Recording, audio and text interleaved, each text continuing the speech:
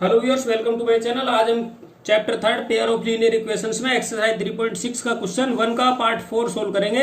हमारा क्वेश्चन है solve the following pair of equation by reducing them to a pair of linear equations.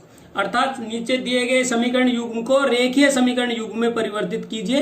क्या लिखा है? रेखीय समीकरण युग्म में परिवर्तित कीजिए तथा उसे हल कीजिए।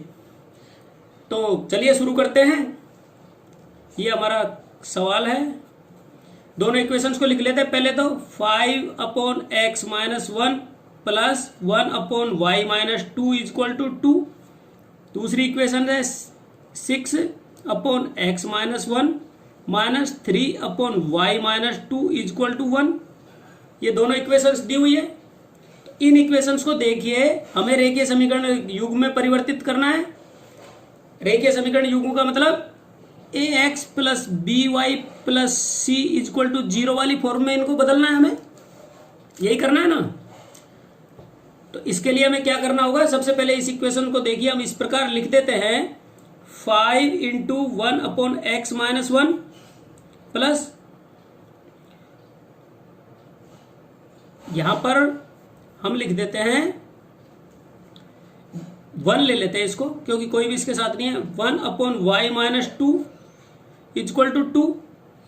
और इसी प्रकार इस इक्वेशंस को भी हम लिख देते हैं 6 into 1/x-1 minus 3 into 1/y-2 equal to 1। कोई प्रॉब्लम नहीं है। इनको मल्टीप्लाई करेंगे तो ये का यही आएगा। अब हमने इस रूप में लिख दिया। तो अब हम यहां पर क्या करते हैं, 1/x-1 को अज्यूम कर लेते हैं p और 1/y-2 को अज्यूम कर लेते हैं q। तो यहां पर हम लिखते हैं let assume 1/x-1 equal to p and 1/y-2 equal to q। ये हमने p और q अज्यूम कर लिया। अब 1/x-1 और 1/y-2 के मान ऊपर इन इक्वेशंस में रखने पर हमारे पास क्या इक्वेशंस आएगी? 5p plus 1q equal to 2। ठीक इसी प्रकार यहां पर क्या आएगी? 6p minus 3q equal to 1।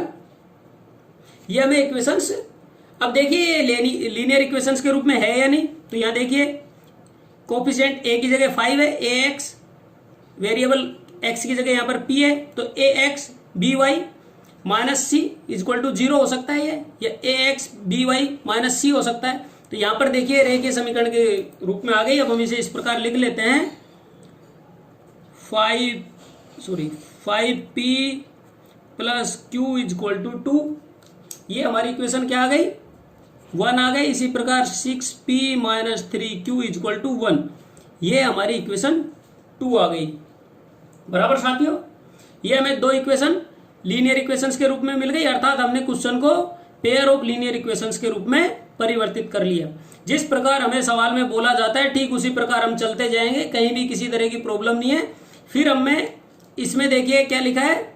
अब इसको सोल्व करते हैं दोनों इक्वेशंस को किसी भी सुटेबल मेथड से। इसमें कोई मेथड दिया हुआ है, एल्जेब्रिक मेथड से सोल्व करना है। तो यहां पर देखिए, यदि ये इक्वेशन 1 है, ये इक्वेशन 2 है। यदि हम इक्वेशन 1 को 3 से मल्टीप्लाई करें तो हमारा वेरिएबल q है वो एल्जेब्रिकली इक्वेशन 1 और इक्वेशन 2 में इक्वल हो जाएगा। तो इसलिए हम यहां पर क्या करेंगे, इसको एलिमिनेशन मेथड से सोल्व करेंगे, वही हमें इजी पड़ेगी।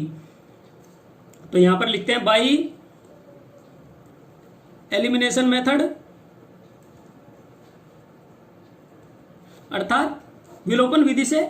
साथियों ये साथ साथ में लिखते जाना है हमें, जो जैसे लिखा बाई एलिमिनेशन मेथड। इससे क्या है कि एग्जामिनर ने आपकी कोई शक्ल नहीं देखी हुई, वो आपकी जो आंसर शीट में जिस हिसाब से जवाब दोगे पॉइंट टू पॉइंट, उसी हिसाब से आपको असेस करेगा और उसी हिसाब से आपको मार्क देगा। तो बराबर आपको लिखना है कि ये नहीं हमें तो मेथड तो सारे याद है, एलिमिनेशन भी याद है, क्रॉस मल्टीप्लिकेशन भी याद है, पर हम किस मेथड से सोल्व कर रहे हैं। यहां पर लिख दिया बाई एलिमिनेशन मेथड। एग्जामिनर तुरंत पहचान जाएगा कि इसने इसको आता है, विलोपन विधि भी आता है, प्रतिस्थापन विधि भी आता है, क्रॉस मल्टीप्लिकेशन भी आता है। जब भी इसने लिखा है कि हम इसे एलिमिनेशन मेथड से सोल्व कर रहे हैं, तो हम प्रतिस्थापन विधि में क्या करेंगे? स्टेप फर्स्ट में मैंने आपको बताया था, एल्जेब्रिक फॉर्म में लिखिए क्वेश्चन को, पहले से एल्जेब्रिक फॉर्म में है। स्टेप 2 में किसी सुटेबल वेरिएबल से, सुटेबल कोफिशिएंट से इक्वेशन 1 या 2 को मल्टीप्लाई कीजिए। तो यहाँ पर इक्वेशन 1 को हम 3 से मल्टीप्लाई करेंगे तो दोनों q के कोफिशिएंट एल्जेब्रिकली इक्वल हो जाएंगे। तो यहाँ लिखेंगे मल्टीप्लाई इक्वेशन 1 बाई 3 से इक्वेशन 1 को मल्टीप्लाई करेंगे। इक्वेशन 1 क्या है हमारी, 5p plus q equal to 2। इसको किससे मल्टीप्लाई करना है, 3 से। दिस इंप्लाइज 3 5 जा 15p plus 3q equal to 2 3 जा 6। ये हमें इक्वेशन 3 प्राप्त हो गई। ये हमने क्या हुआ, ये इक्वेशन 1 मिली हमें, ये इक्वेशन 2 मिली। हमने इसको एलिमिनेशन मेथड से सोल्व करने के लिए इक्वेशन 1 को 3 से मल्टीप्लाई किया, ये हमें इक्वेशन 3 प्राप्त हो गई। बाय स्टेप चलते रहिए बस। स्टेप 3 में हमें क्या करना है, एलिमिनेशन मेथड में जब हमें इक्वेशन एल्जेब्रिकली इक्वल हो जाती है तो दोनों इक्वेशनों को या तो प्लस करते हैं या माइनस करते हैं। अब यहाँ पर देखिए q को हमने एल्जेब्रिकली इक्वल किया है तो यहाँ पर -3q है, यहाँ +3q है, तो इनको ऐड करना पड़ेगा। तो यहाँ लिखेंगे हम ऐड इक्वेशन 2 एंड 3। इक्वेशन 2 और 3 को जोड़ने पर तो हमारे पास 3 क्या है, 5p plus 3q equal to 6। ये हमारी इक्वेशन 3 है। इक्वेशन 2 क्या है, 6p minus 3q equal to 1। ये हमारी इक्वेशन 2 है। दोनों को ऐड करते हैं तो 15p और 6p कितना हो गया, 21p इजक्वल टू, यहाँ पर देखिए -3q और +3q कैंसिल हो जाएंगे आपस में और यहाँ पर आ जाएगा equal to 7। Then p equal to हमारे पास क्या आ जाएगा, p इजक्वल टू 7/21। 7 1 जा 7, 7 3 जा 21। तो हमारे पास p की वैल्यू आ गई, p इजक्वल टू 1/3। ये हमें p की वैल्यू प्राप्त हो गई। अब एलिमिनेशन मेथड में हम स्टेप 4 पे आएंगे। जब वन वेरिएबल की वैल्यू हमें मिल जाती है तो उस वैल्यू को किसी एक इक्वेशन में पुट करते हैं। अब यहां पर हम लिखेंगे put this value of p in equation 2। Equation 2 में हमने p की वैल्यू को पुट किया तो इक्वेशन 2 हमारी क्या है, 6p, p की जगह 1/3, p की वैल्यू हमें पता है -3q equal to 1। This implies, इसको देखो 3 से कैंसिल हो, 3 1 जा 3, 3 2 जा 6, तो ये आ गया 2 1 जा 2, 2 माइनस 3q इजक्वल टू 1। इसको पक्षांतरण करेंगे तो हमारे पास आएगा -3q इजक्वल टू 1 माइनस 2। तो हमारे पास q की वैल्यू क्या आ गई, देन q इजक्वल टू क्या आ गया, -1। इसमें से -2 में से 1 चला जाएगा तो -1 बचेगा और ये नीचे आ जाएगा तो -3, माइनस से माइनस कैंसिल हो गया तो q इजक्वल टू 1/3 हमें मिल गया। इस प्रकार हमें p और q की वैल्यू प्राप्त हो गई। इक्वेशन जो हमारा इक्वेशंस दिया हुआ था गिवन इक्वेशंस के लिए। अब ये p और q हमारा अब आंसर नहीं है। क्यों नहीं है, क्योंकि हमें इक्वेशंस में क्या वेरिएबल दिए थे, x और y दिए, तो हमें वेरिएबल x और y के ही सॉल्यूशन चाहिए। तो यहां पर हम लिखेंगे but we assumed p equal to 1 by, क्या माना था, p को हमने क्या पता, x minus 1 equal to p की वैल्यू क्या है 1/3। देन क्रॉस मल्टीप्लिकेशन करेंगे तो हमारे पास क्या आ गया, 3 equal to x minus 1। Simplify करेंगे तो x equal to 3 + 1। Then x बराबर हमारे पास क्या आ गया, 4। x की वैल्यू हमें क्या मिल गई, 4 प्राप्त हो गई।